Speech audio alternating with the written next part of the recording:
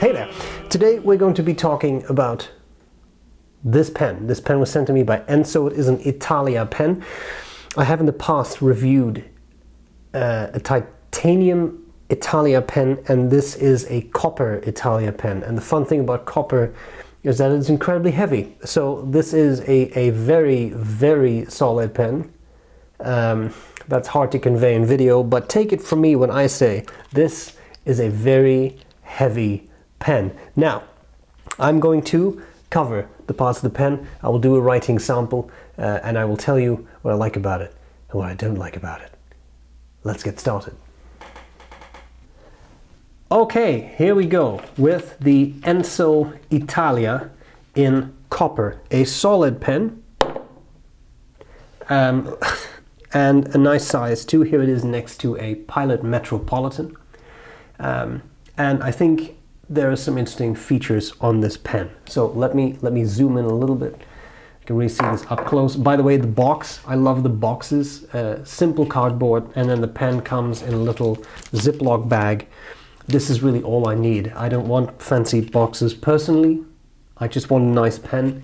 This is entirely cardboard. I can just recycle this. That's all I want. Okay. Copper. Copper is interesting.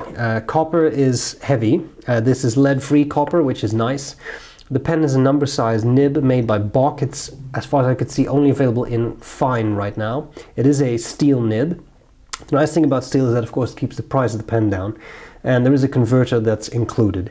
So let's cover the parts of the pen. On top, we have it's not really a finial, I guess, but it is slightly pointy from the way it was turned. We have the cap that tapers down a bit, and we have this nice ski slope style clip, which I like, works very well.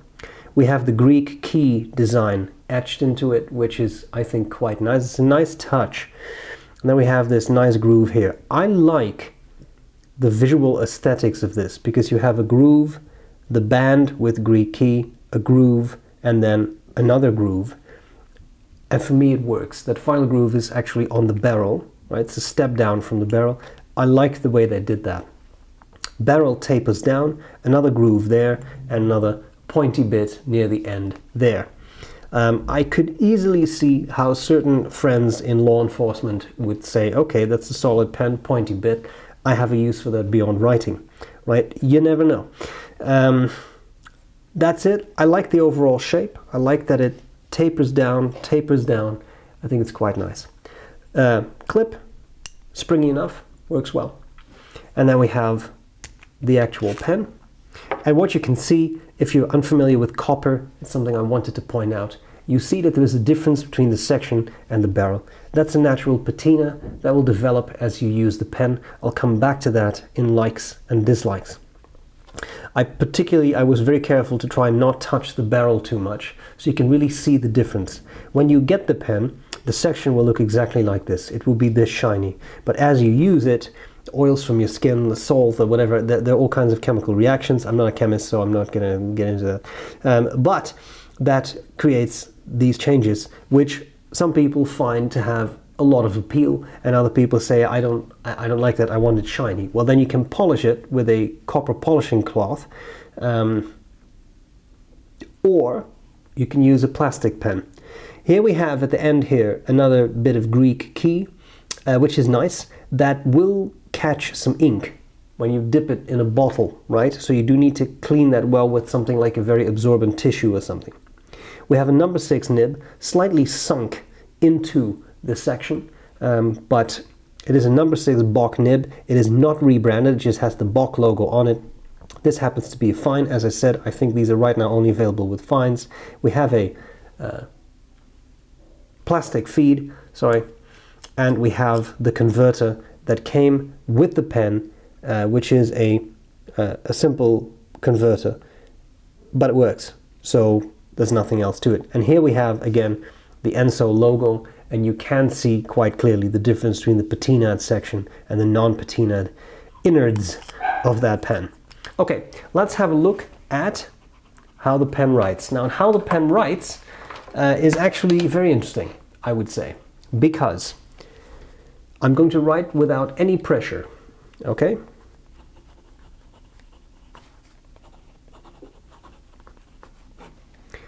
I think you see the issue.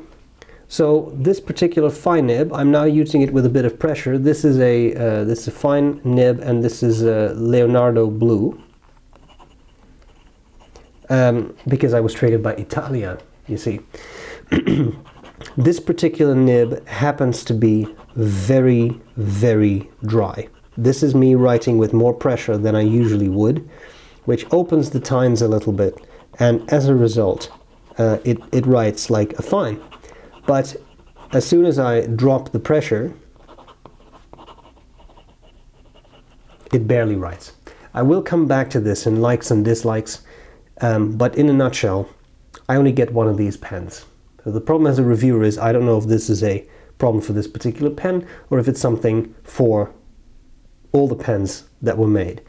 Now, I've used Enso pens before, and I've never had this issue. I've used Enso pens with fine nibs before, same steel Bock fine nibs that didn't have this issue. So I'm assuming this nib happens to have quality control issues, but it happened on this one, right? If it happens on this one, just saying. Okay, fast writing. Well, if I do that without, I have to put in some pressure, otherwise you won't even be able to see the writing. But I think we'll all agree this is too dry. Right? It's too dry. There's nothing.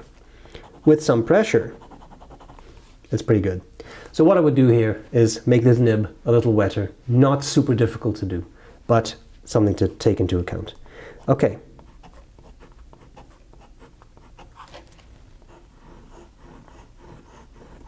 It is a nice nib, once it writes as it should write. Okay, reverse writing, and again I'll do that with a bit of pressure, but there isn't much. It's really quite dry, but it's very dry to begin with. I bet if this was a little wetter, the reverse writing would be a little more legible too. Okay, that's what I have. Let's discuss the likes and dislikes for this pen. What do I like? What do I not like about this Enso Italia copper pen? Copper is not for everyone. Having said that, I think it's an important point to start out with. It has a certain smell, which I don't think is terrible in this pen, but I do smell it on my fingers. So that is something that I know from past reviews has held people back from trying this pen, right? Or not this, but copper pens. So that's one thing to keep into account, or take into account. Sorry, I can't speak today. I do think it looks cool. I like the looks of the Italia model. I like the Greek key design. It's cute. It's fun. It adds a nice little bit of texture to what would otherwise be a very smooth pen, and I like that. I like it visually, and I like the tactile feel of it. If I say feel of it, then by definition I guess it's tactile. Anyway, I like that. It's solid, it's very heavy, and that is something that will appeal a lot to certain people and will not appeal to others. So if lighter pens are what you like, I'm thinking, for example, of people who have issues with their hands, think of arthritis, etc. This might not be a good pen for you, and that is something to take into account, because when I say it is heavier, I do mean it is a very heavy pen. Other people love that solid feel. Then there is the whole EDC community which loves copper products. All that's fine. I'm just saying it is heavier than you may think. Oh, that's a pretty heavy pen. It is a very heavy pen. The other thing with copper, of course, is that it will patina, and you can, I think I've clearly shown that in the previous part of the video, but in case it was not clear, right, do look at the difference here in the section and the barrel. The section is what I hold all the time, and it patinas. It even has my fingerprints on it, I noticed. Whereas the barrel is pretty much clean because it's not really touched. Over time, with touching it, with holding it, with fondling it, that of course will also develop a patina. So you can polish that off again, which can be a surprising amount of work, but do bear in mind that if you want a shiny pen, it will not stay this way. It will patina over time, and some people think that is the charm of copper. I also think patina has a charm. You see it in silver pens, you see it in copper pens. I think it's quite nice, but it is something you do need to appreciate. If it's not something you appreciate, then probably don't purchase a copper pen unless you want to spend a lot of time polishing that pen. I've once polished a severely patinaed, I think it was a Monte Grappa mule, their copper mule, and it took a lot more time than I thought it would to get that back to its shiny state. Just saying. The final thing I will say is on this particular pen, as I pointed out in the previous part of the video, the nib is extremely dry. It is so dry that I think it needs a tune-up before I would find it a comfortable writer. I would like to point out that I have tried out several of Enso's pens and I don't recall having had this issue before. The problem, and I've said this a number of times, the problem with reviewing pens is that I only get one of something, right? And I don't necessarily have a frame of reference of whether this is an issue for this brand or if this is an issue for this particular one pen that I have. In this case, I believe it is an issue for this particular one pen that I have because, again, other Enso pens in the past have been wonderful, including fine nibs that actually wrote fairly wetly. I think this just happens to be a Bock nib with an incredibly tight slit, and as a result, it's just a drier writer. It is a problem that's fairly easy to resolve yourself with a brass shim or something. There are videos on that online. It can be done, but it is something that you then have to do. Again, I'm not particularly concerned because I think it is this one particular pen. But if you've had experiences with this particular model of pen and it was super dry, then by all means comment. And of course, if you haven't had issues, then also comment. And if you want to comment on anything else, then also comment. So there is that, and that's just the way it is. Some nibs come out of the factory, I think, too dry, and that's how it is. And then you can try to fix that, or you can send it off to a Nibmeister.